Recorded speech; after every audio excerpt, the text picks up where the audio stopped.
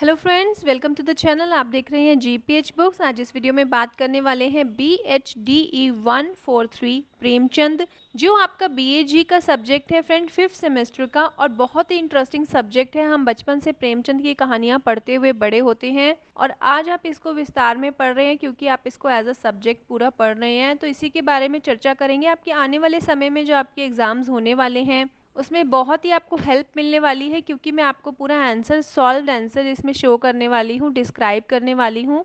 इसके बारे में ही वीडियो में चर्चा करेंगे। मेक श्योर वीडियो को एंड तक जरूर देखें फ्रेंड्स, सॉल्व्ड आंसर आपको मिलने वाला है। चैनल को जरूर सब्सक्राइब कर लीजिए अगर नए हैं, and press the bell icon. चलिए वीडियो को स्टार्ट करते हैं विदाउट एनी डिले।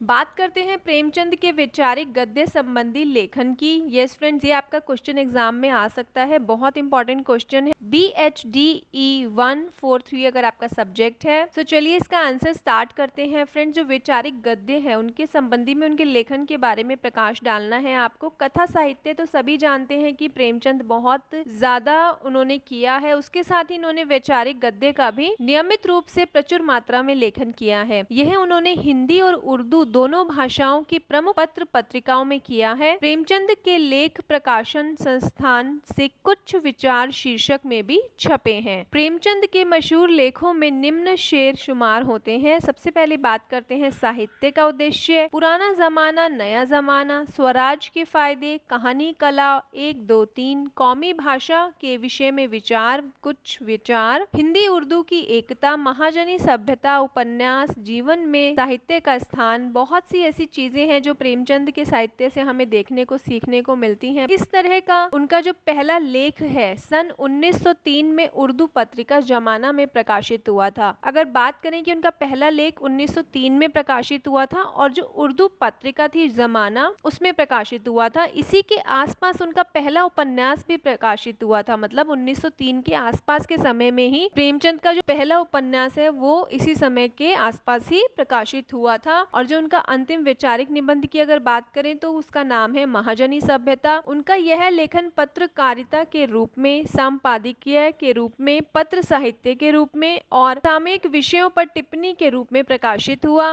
वैचारिक गद्य की उनकी कोई सुव्यवस्थित कृति नहीं है। अगर हम बात करें कि प्रेमचंद की हमें वैचारिक गद्य की कोई एक ऐसी बुकलेट मिल जाए जिसमें हमें पता चले कि वे क्या क्या लिखा उन्होंने, तो ऐसा कोई भी सुव्यवस्थित कृति हमें नहीं मिलेगी। इस सारी सामग्री को अब प्रेमचंद रचनावली में संकलित कर लिया गया है। जितनी भी उनकी वैचारिक गद्य की कृतियां हैं उनको कहाँ, प्रेमचंद की रचनावली में संकलित किया गया है। अपने वैचारिक गद्य में उन्होंने यूरोपीय समाज और साहित्य की जनतांत्रिक परंपरा का परिचय दिया। यूरोपीय इतिहास के ऐसे प्रकरणों को खोज करके उन्होंने प्रस्तुत किया जिनसे भारतीय राष्ट्रीय जागरण में मदद मिल सके। ठीक है फ्रेंड्स, आप इनको या तो लिख सकते हैं, स्क्रीनशॉट ले सकते हैं, क्योंकि मैं बहुत ही स्लोली आपको एक्सप्लेन कर रही हूँ सभी चीज़ें इसके आंसर में जो इंक्लूड होनी चाहिए। सो आई होप ये आपको समझ आ रही है। अदरवाइज आप हमें कमेंट सेक्शन में भी पूछ सकते हैं, अगर आपका कोई डाउट है तो हम उसे क्लियर करने का पूरा ट्राई करेंगे। बढ़ते हैं आगे। उन्होंने समाज सुधार से जुड़े हुए विभिन्न मुद्दों पर कई लेख लिखे। इससे हमें उस युग की सामाजिक कुरीतियों, समस्याओं और परिस्थितियों की जानकारी मिलती है। साथ ही उन्होंने अंग्रेज सरकार के कार्यों की भी जानकारी दी और जहां आवश्यक लगा वहां सरकारी कार्यों से असहमति भी प्रकट की और उनका विरोध किया। मतलब इसमें अगर आप समझें तो इसमें बताया गया है कि जितने भी प्रेमचंद के जो लेख हैं उसमें उन्होंने किसी की अच्छाई है तो उसे भी उजागर किया है, कोई बुराई है तो उसे भी उजागर किया है। जितनी भी सामाजिक कुरीतियां उस समय में थी, समस्याएं, परिस्थितियां लोगों ने जो फेस की हैं, इस तरह उनके लेख का प्रमुख धारा राष्ट्रीय स्वाधीनता से जुड़ी हुई है। जो उनके लेख की प्रमुख धारा है, लेखन की प्रमुख धारा स्वाधीनता से जुड़ी हुई है। उन्होंने कहीं भी तत्कालीन अंग्रेज सरकार के पक्ष में लगभग कुछ नहीं लिखा। जैसा कि आप जानते हैं, अगर 1903 में उनका पहला प्रकाशित हुआ है और उनका समय वही है, तो उन्होंने अंग्रेजों के बारे में कभी भी ऐसा नहीं लिखा जिससे पढ़कर हमें लगे कि वो अंग्रेजी सरकार के पक्ष में थे। यदि भारत के अंग्रेज शासकों के विरोध कोई तथ्य, घटना या विचार इंग्लैंड के अंग्रेजों ने व्यक्त किया तो प्रेमचंद ने उत्साहपूर्वक उनका स्वागत किया। मतलब वे सुनने के लिए जरूर तैयार थे, उन्हें कुछ भी बताया जाता था, अगर कोई और लेखक कुछ कहता था तो वे उसे सुनते थे, ध्यान पूर्वक उत्साह पूर्वक स्वागत करते थे। फिर देश विदेश के लेखकों से हिंदी पाठकों को परिचित करवाया गया, विदेशी लेखकों की कुछ रचनाओं का अनुवाद किया गया, भावानुवाद किया गया और कभी कभी उनकी बातों का सार संक्षेप भी प्रस्तुत किया गया। प्रेमचंद ने सन 1903 से 1936 के बीच की अवधि में लेखन का कार्य किया। इस काल में महात्मा गांधी भारत के सर्वमान्य राजनीतिक नेता बन चुके थे। आप सभी जानते हैं महात्मा गांधी का नाम आप सभी से अपरिचित नहीं है। सो प्रेमचंद ने गांधी जी का समर्थन किया। कभी कभी उन्होंने गांधी जी के मत से अपनी असहमति भी व्यक्त की। जरूरी नहीं है कि हम जिसे फॉलो करते हैं उसकी हर एक बात फॉलो करें। अगर हमें उसका कोई पॉइंट डिस्टर्ब करता है, बॉदर करता है, तो हम असहमति भी व्यक्त करते हैं। तो प्रेमचंद ने भी वही किया और कभी कभी विरोध भी किया। तब भी मोटे तौर से महात्मा गांधी के विचारों से वे सहमत ही दिखते थे।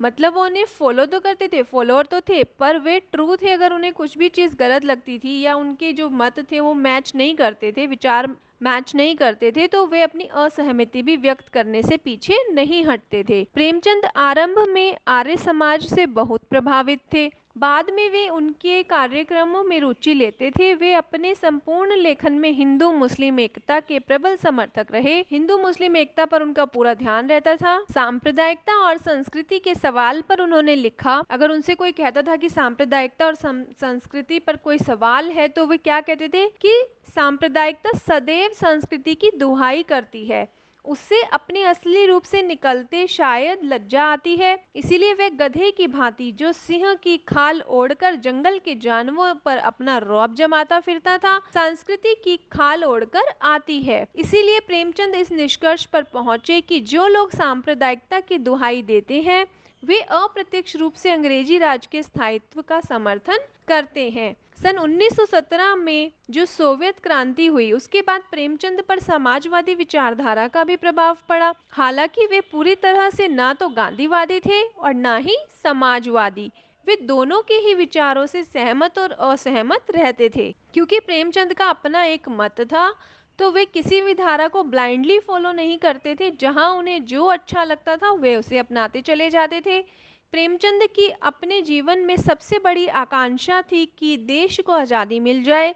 उनका साहित्यिक लेखन इस आकांक्षा में अनुप्राणित है। इसी कारण वे साहित्य की उपयोगिता के समर्थक थे और कला के लिए को गैर जरूरी सिद्ध करते थे। उन्होंने लिखा, कला के लिए का समय वह होता है जब देश संपन्न और सुखी हो।